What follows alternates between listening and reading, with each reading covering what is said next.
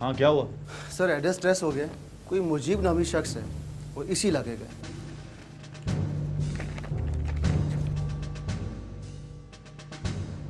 से बच्चा वापस कैसे आ गया? ये बात कुछ हजम नहीं हुई। 9 साला बिलाल उर्फ बिल्लू का अगवाकारों से खुद ब खुद रहा होकर घर आ जाना कई सवालात को जन्म दे रहा था, जबकि दूसरी जानिब पुलिस के तफ्तीशी अफसर ने फ़ोन रिकॉर्ड्स के जरिए मुल्जिमान का पता चला लिया था और उन्होंने फौरी तौर पर कार्रवाई करते हुए मुल्जिमान मुजीब और उसके साथी को हिरासत में लेकर तफ्तीश का आगाज़ किया। चल सीधा इधर खड़ा हो साहब के पास। सीधा खड़ो।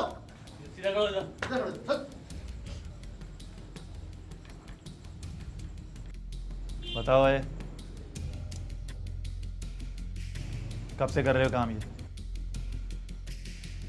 बताओ। साहब खुदा की कसम मैं बेकसूर हूँ साहब। मुझे इसने कहा था साहब कि बच्चे को 2 रात के लिए रख ले साहब। मैं लालच में आ गया था साहब, मुझे माफ़ कर दे साहब। और तू बड़ा भोले बादशाह का मुरीद, इसने जो कहा तूने मान लिया? साहब गलती हो गई साहब। हतनोली, ये बेचारा तो बड़ा सीधा है यार। वाह भाई। चल शाबाश, बताओ बिलाल को कैसे और कहां से अगवा किया था, बता। साहब बिलाल को मैंने अगवा नहीं किया साहब। मैं तो इलेक्ट्रिक का काम करता हूँ साहब। तो तूने सोचा कि अब लोगों को बिजली के झटके लगाऊं? वो सीधी तरह बता दे ओए, और सच सच बता दे, नहीं तो तेरी खाल उतार के ना मोची की दुकान में लटका दूंगा मैं। सुन लो अच्छी तरीके से, ये जो कहता है वो करता है। चलो शाबाश, अच्छे बच्चों की तरह बताओ। तुम दोनों के फ़ोन रिकॉर्ड हैं हमारे पास, अब कोई झूठ नहीं चलेगा। चलो शाबाश, बताओ जल्दी, बताओ जल्दी बताओ। साहब जवाब दे उधर। साहब खुदा की कसम सच बता रहा हूँ साहब मैंने बिलाल को अगवा नहीं किया साहब। वो ना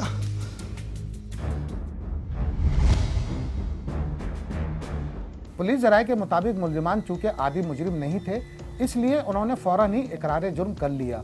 पुलिस को मुल्जिमान ने बताया कि उन्होंने बिलाल की रिहाई के लिए कोई मुआवजा वसूल नहीं किया और पुलिस के खौफ से बिलाल को रहा कर दिया। खैरियत है इस वक्त? खैरियत है खान साहब। आइए। ये मेरा बेटा सलीम, इससे तो आप मिल ही चुके हैं। आइए। तशरीफ रखें।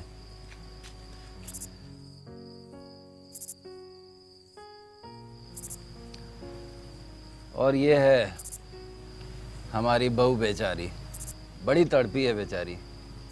आप तो जानते हैं कि माँ तो माँ होती है। और ये मेरे ख्याल से बिलाल की दादी हैं। दादा दादी तो जुरियों से पहचाने जाते हैं।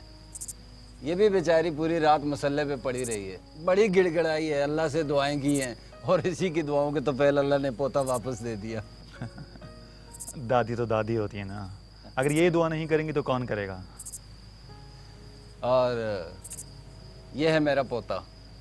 बेटा उठो, अंकल को सलाम करो, इनका शुक्रिया अदा करो।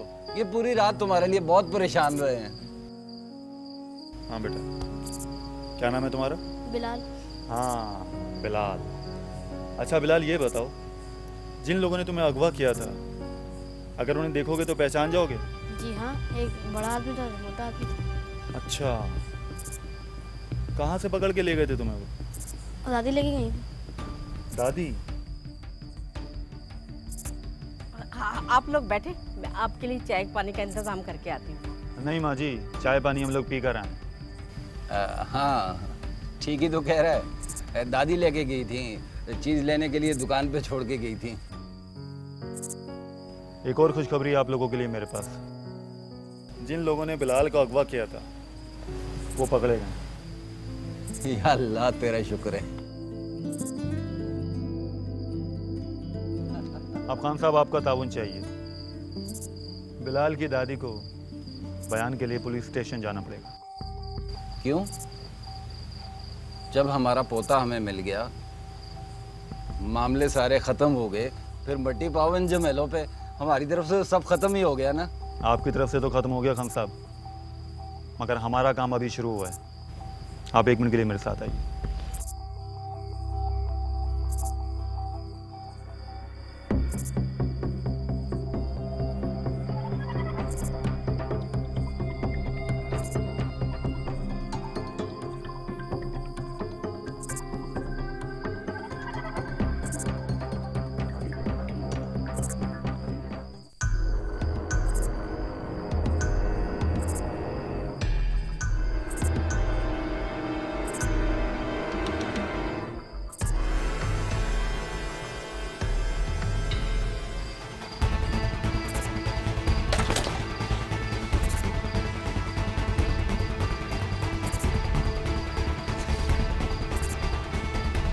अरे ले जाए इसे, फटाफट ले जाए, ले जाए।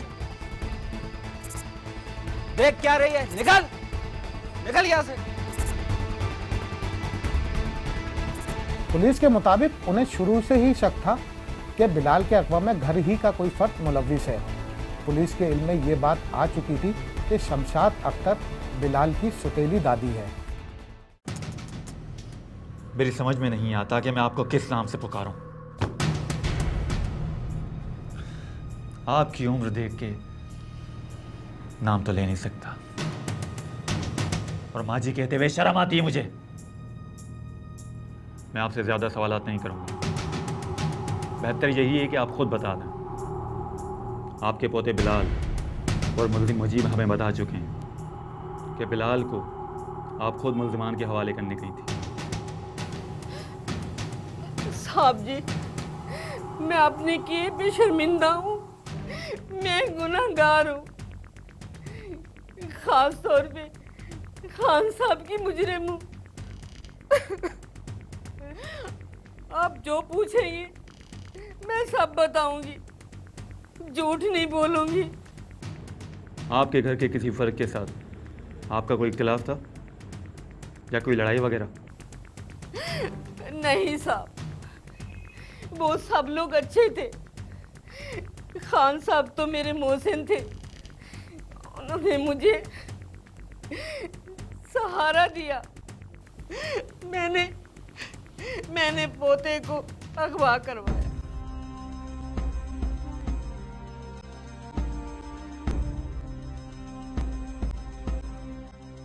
मैंने पैसों की लालच में ना बहुत गलत कदम उठाया, बहुत गलत कदम उठाया। शर्म आनी चाहिए आपको। पैसों के लिए अपने पोते को अगवा किया। लेकर जाओ इन्हें। शमशाद अख्तर ने पुलिस को अपने बयान में बताया कि वो अपना सब कुछ हार चुकी है। ये सब कुछ उसने अपनी बेटी की मोहब्बत में अपनी ज़िंदगी का पहला और आखिरी जुर्म किया था। शमशाद अख्तर ने तफसील बताते हुए कहा कि उसकी एक ही बेटी नज़ीरा है जो 2 बच्चों की माँ है। उसका शौहर हडहराम था और घर में गुर्बत का बेशेरा था।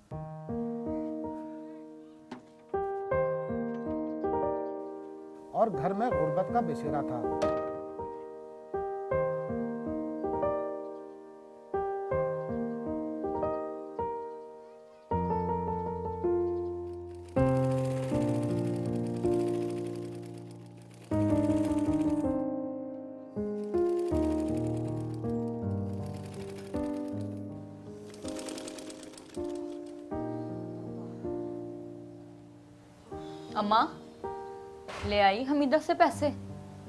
अरे नहीं, वो भी कंगाल पड़ी हुई है। अच्छा ये बता, दोपहर के खाने का कुछ पड़ा हुआ है या अभी बनाएगी? रात की रोटी पड़ी है, वही खा लेना। पकाऊं क्या? अपना कलेजा? घर में कुछ होगा तो पकेगा ना। तेरे से तो कुछ बात करना भी गुनाह है, गले पड़ जाती है। अम्मा तुझे नहीं पता, पूछती तो ऐसे जैसे तेरा जवाई गवर्नर लगा हुआ है। उसे मजदूरी मिलेगी तो शाम को कुछ लेता आएगा, नहीं तो हाथ लटकाता हुआ आ जाएगा मेरी जान को रोने। अरे कभी तो मुंह से अच्छा कलमा निकाला कर, हर वक्त बकवास करती रहती है। चल दफा हो जा। वैसे अम्मा, तूने भी मेरी शादी करते हुए कुछ ना देखा, बस अपनी जान छुड़ाई। प्यो ने मरना था तो कोई मकान ही छोड़ जाता, आज को अपना घर तो होता। अच्छा बस, अब उस जनते को माफ कर दे। जा मेरे लिए पानी लेके आ।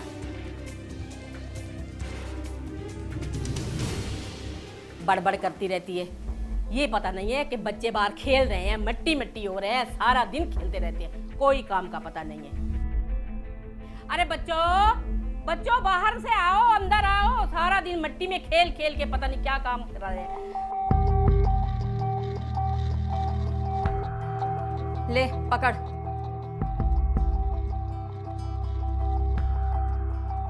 पानी गर्म पड़ा हुआ है। तो तूने कौन से जहाज में फ्रिज दिए थे जो ठंडा पानी मिलेगा? ले फट, मैं खान साहब के घर से जाके बर्फ ले आती हूँ।